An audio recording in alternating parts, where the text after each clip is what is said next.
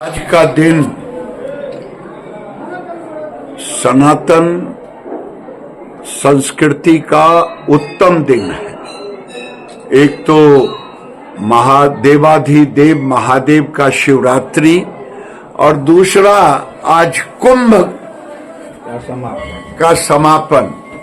ये दोनों अपने आप में भारतीय संस्कार संस्कृति को उद्भव पर ले जाने वाला। और मैं समझता हूं कि कुंभ की सफलता, सबसे बड़ी सफलता ये रहा कि 60 करोड़ से ऊपर लोग वहां स्नान किए गए।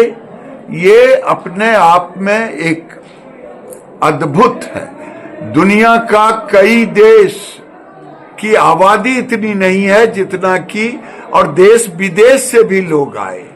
इसलिए मैं आज के दिन शिव का दिन है और हम एकादश रुद्र महादेव मंगरौनी में प्रतिवर्ष आते हैं। आत्माराम बाबा जो मंगरौनी में अपना एक भक्ति का धारा बहाया है, और आज की रात महादेव के साथ सभी सनातनी रहें।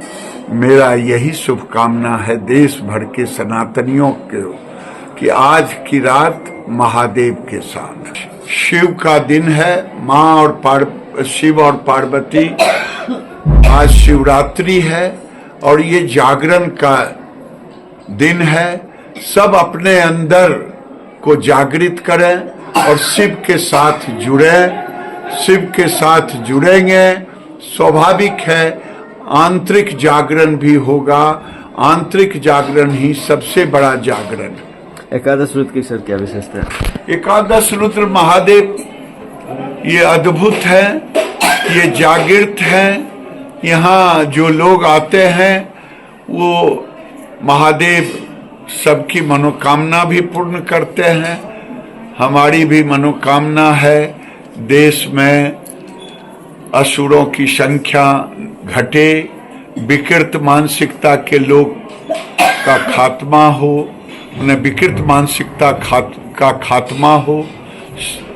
यही मेरी मानसिकता है। विशेष विवाह उत्सव है। आज के दिन इनका चारों पहर का विशेष पूजन होगा। तीसरे पहर में शादी का प्रक्रिया होगा। तीसरे पहर में शादी का प्रक्रिया होगा और चारों पूजा भव्य होगा। 4 दिन ऐसे श्रृंगार रहेगा, चौथा दिन चौथारी होगा।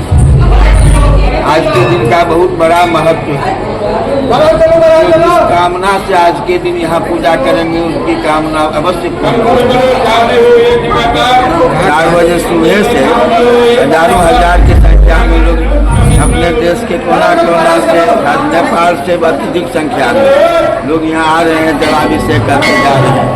2:30 बजे से यहाँ रुद्राभिषेक होगा। 121 दिन तक 4 बजे से होगा। पेट्रोपचार श्रृंगार आरती, हर रात यहाँ भजन कीर्तन भंडारा होगा। केंद्रीय मंत्री भी यहाँ पे